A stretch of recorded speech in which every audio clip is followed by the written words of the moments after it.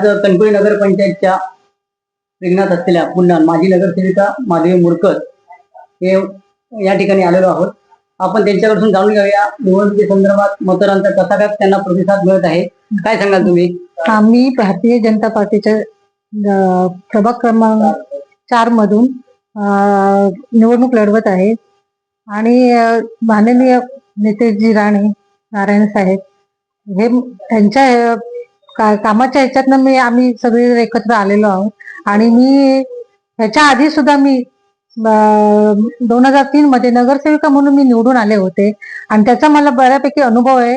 लोकांचा प्रतिसादही मला खूप चांगला आहे आणि लोकांच्या ज्या सुखसोयी किंवा ज्या त्यांच्या काही अडीअडचणी असतील त्या आम्ही सुधारण्याचा आम्ही प्रयत्न करणार आहोत.